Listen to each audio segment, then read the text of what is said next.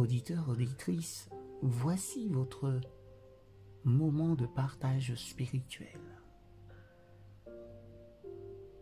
Une expiation parfaite.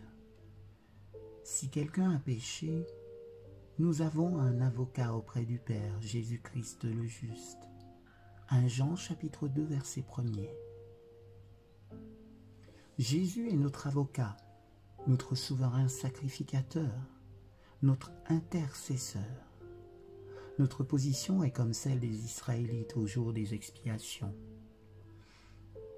Lorsque le grand prêtre entrait dans le lieu très saint, représentant le lieu où notre grand prêtre plaide actuellement, maintenant,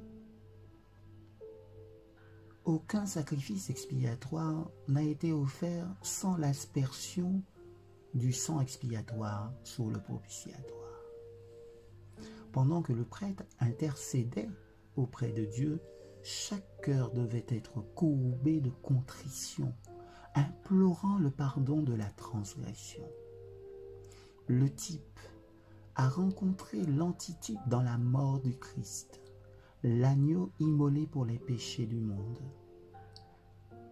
Notre grand souverain sacrificateur a fait le seul sacrifice qui ait une quelconque valeur pour notre salut.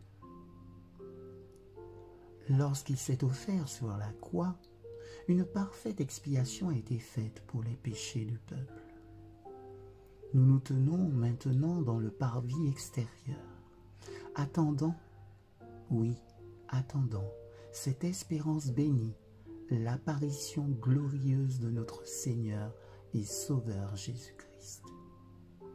Aucun sacrifice, oui, aucun sacrifice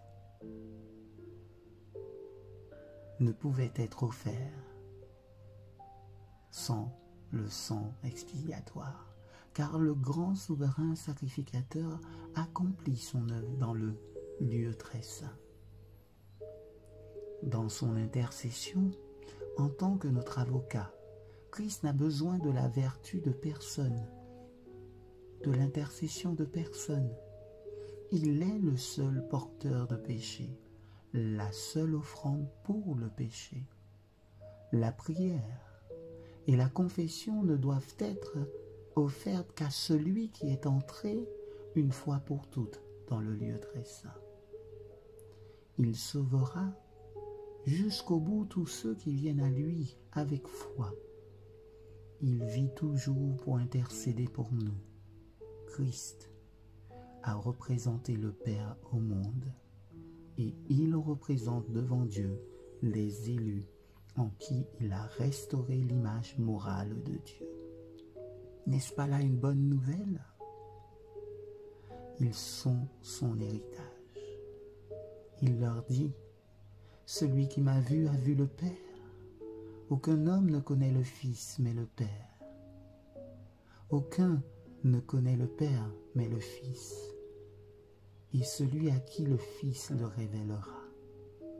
Aucun prêtre, aucun religieux ne peut révéler le Père à aucun fils ou fille d'Adam.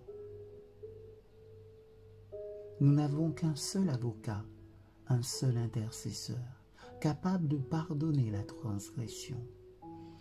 Nos cœurs ne se gonfleront-ils pas de gratitude envers celui qui a donné Jésus pour propitiation pour nos péchés? Réfléchissez profondément à l'amour que le Père a manifesté en notre faveur, l'amour qu'il a exprimé pour nous en donnant son Fils à la croix. Nous ne pouvons pas mesurer cet amour. Pour la mesure, il n'y en a pas. Peut-on mesurer l'infini? Nous ne pouvons que montrer le calvaire, l'agneau immolé dès la fondation du monde. Amen.